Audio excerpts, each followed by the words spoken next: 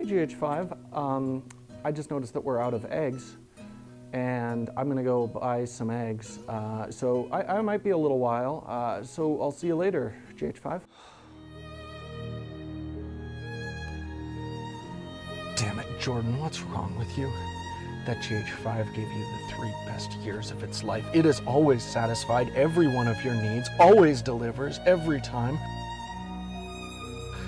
Why do you feel the need to step out on it? No, you know what? Maybe I was never meant to be a one-camera man. I mean, look at Chris. He's got all kinds of cameras. He's got cameras all lined up. I cannot wait to get my hands on that beautiful full-frame body. What are you doing, Jordan? You don't need 6K. 4K's always been enough for you. Shut up, Jordan. Oh, there it is. What have I become? A person with a kick-ass full-frame video camera, that's who.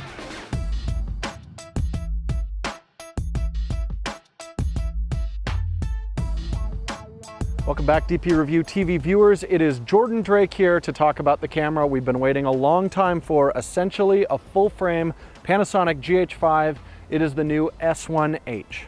Now, Chris is filming me right now on the S1H at 10-bit 422 at 24 frames per second. I want to talk about the features I think are most exciting about this brand new killer video camera. Now, at first glance, the S1H looks identical to the S1, the S1R in terms of the body.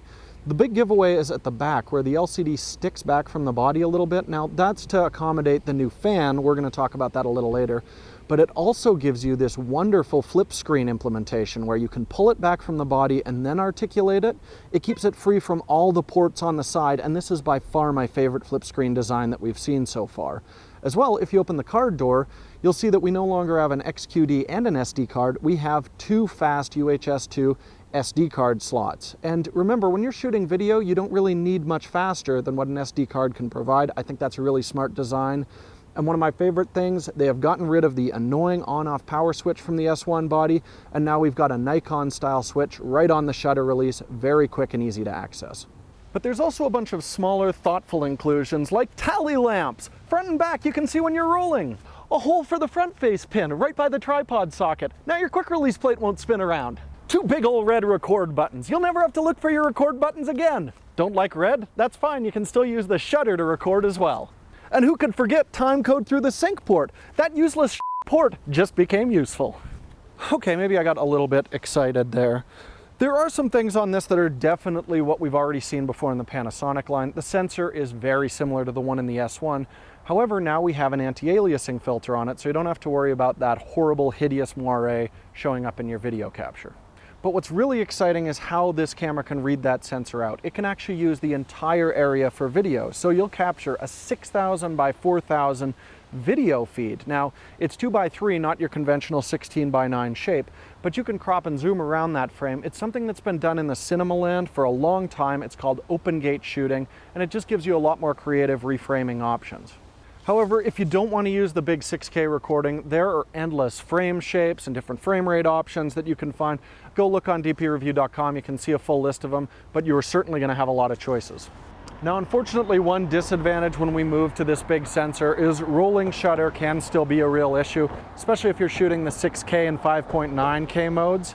That said, however, you can swing it over to the Super 35 crop, which is very similar to an APS-C sensor, or the 1:1, which is quite similar to Micro Four Thirds, and there you're going to get nice quick readout. If rolling shutter is going to be a big concern for your shot, just switch over to one of those modes.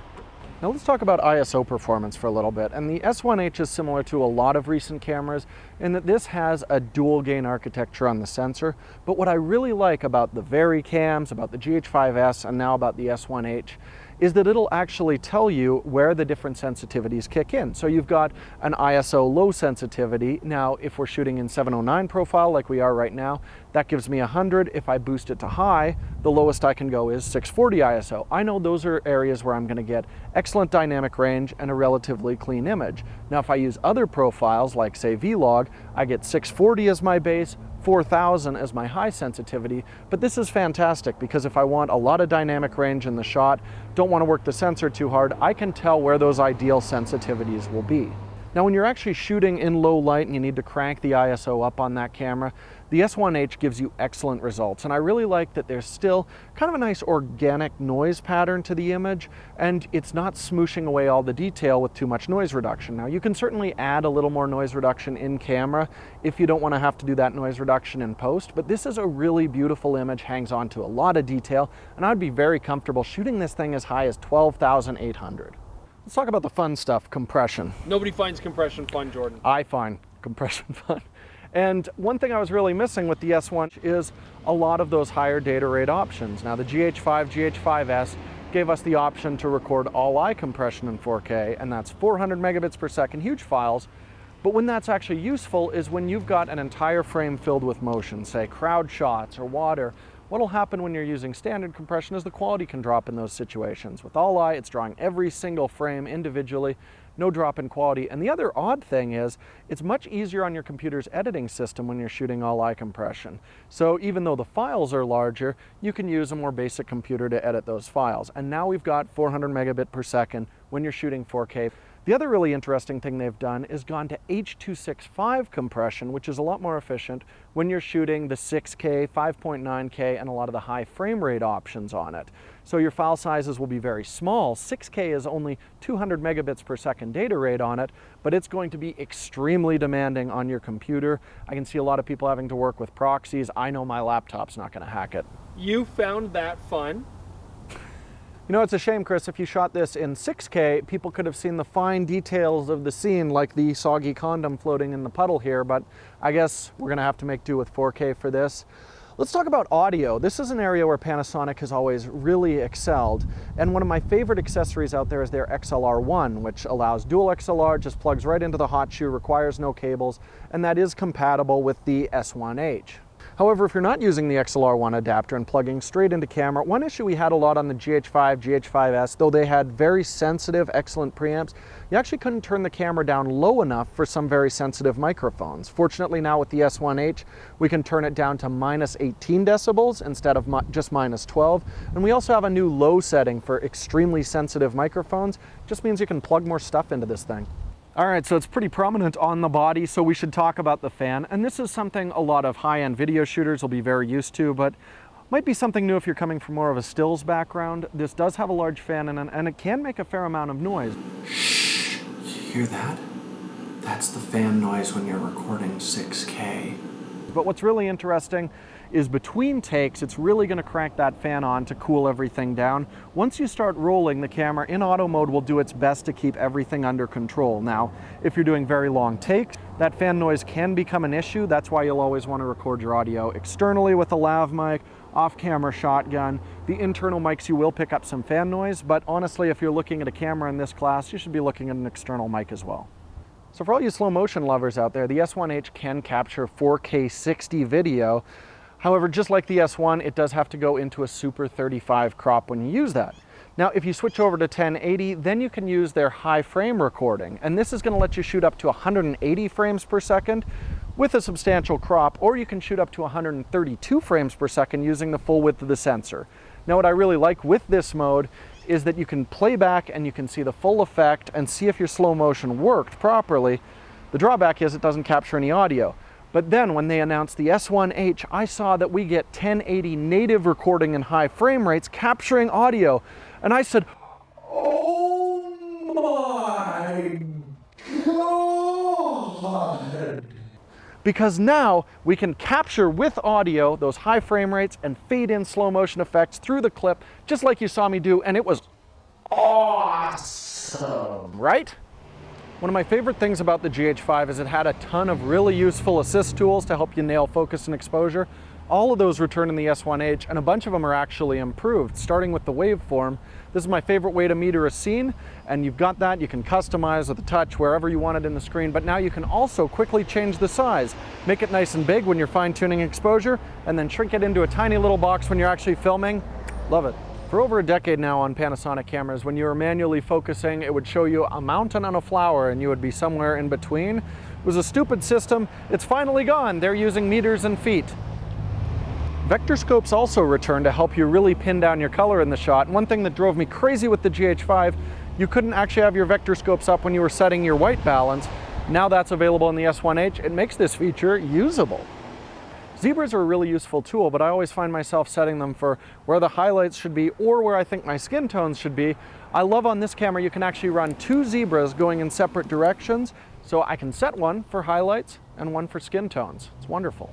Panasonic's long been the only consumer company supporting anamorphic shooting, and just like the GH5, it'll actually show you a de-squeezed image in the viewfinder, but now we can choose between a whole bunch of different squeeze levels, so whether it's a 1.33 or a 2 times anamorphic, you can set it in the menu, and not only is it going to give you the proper display, but the stabilizer will work properly for that squeeze ratio. Pretty sweet. All right, now it's Chris here to talk about the photographic capabilities of the Panasonic S1H, which are awesome.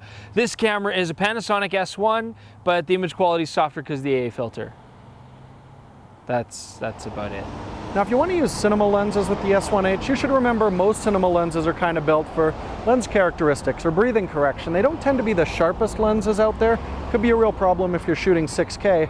However, our friends at the camera store here have a set of full frame Sigma cinema lenses, which are extremely sharp, so we're going to use those for a test. There's going to be some paperwork involved. This might take a while.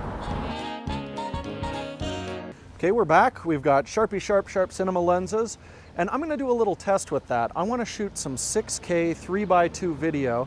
I'm going to talk to a good friend of mine, Nick Thomas. He's a local excellent cinematographer. I'm going to talk about full frame video a bit, but throughout I'm going to be doing a 4K crop out of that 6K image.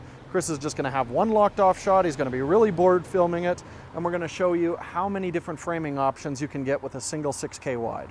Okay, so I'm here with my good friend Nick Thomas in this beautiful 6K 3x2 frame. Nick's an amazing cinematographer. We're going to have some of his stuff will be on the screen right now. Probably looks great.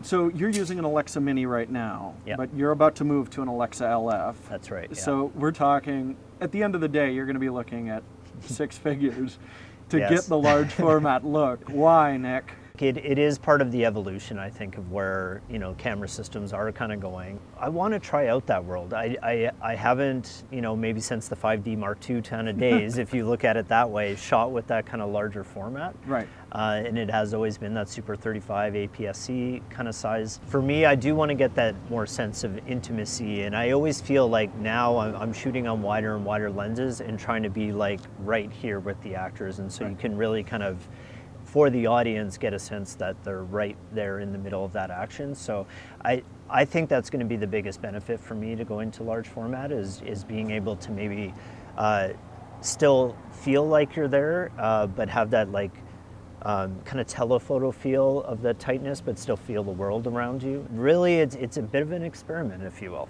I'm trying it out. I'm going to see if I like. Experiment. Yeah, it's a 6-figure experiment. What I've heard before is a lot of cinematographers, once they have shot that large format, that they do find it hard to kind of go back to Super 35. So I'm looking forward to hopefully experiencing that as well. And you want to like dabble with our S1H before you take the plunge? Yeah, no, I absolutely do. Like I was a fan of the GH5 cameras, and I'm a fan of anamorphic, and it is very appealing to me that this camera can shoot anamorphic in such a small package. Put it in very like small locations where you couldn't get like otherwise another camera is appealing to me. So but match your aesthetic. Well, thanks for coming in and talking to us, Nick. Check out Nick's website, and if any of his films are playing at a theater near you or streaming or whatever, be sure to check it out.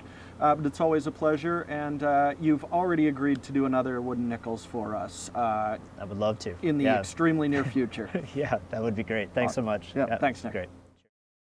Okay, I know I keep talking about things that are great and features that are wonderful on this camera, but you have to remember this is really a full frame follow-up to the GH5, which is one of my favorite cameras ever, but it's still not a perfect camera by any means. It does have some real issues, like still not being able to punch in and check your focus while you're rolling. You have to fall back on using your peaking, which is not my favorite way to work. As well as we mentioned before, the rolling shutter, if you're using the full frame modes, is still pretty rough. So if you're doing a lot of quick panning, you're going to want to go back into the Super 35 or even 1:1 modes. But if you're doing that, you are throwing away a lot of the advantage of even having a full frame camera in the first place. But the main one that's going to be a real issue is this is still using Panasonic's DFD autofocus. And I think this is a fairly effective tool for stills, but it is not a good implementation for video. You always get a bit of that focus wobble with it. It can be very distracting, especially with a static shot. I would love to see a new focus system from Panasonic, but with that brilliant TVF, it's fairly easy to manually focus these yourself. On the GH5 line, you kind of had to choose whether you wanted the better low light and cleaner shadows from the GH5S or the in-body image stabilization of the GH5. I love that on the S1H, we don't have to choose. And bear in mind as well, those older cameras had the V-Log-L profile, which had decent dynamic range, but still a little bit limited. This is the full V-Log from the VariCams, and you can look at our S1 firmware episode we just released to find out more about it. But thank you so much for watching our first impression of the S1H. I think this is an incredibly exciting camera. We'll be following it up with a detailed look once we get a full production copy. But I want to thank Chris Nichols for shooting this, Nick Thomas for joining us and sharing some of his thoughts on full frame video. Don't forget, follow us on Instagram and Twitter. Make sure you subscribe, and we will see you all again very soon with more looks at the S1H.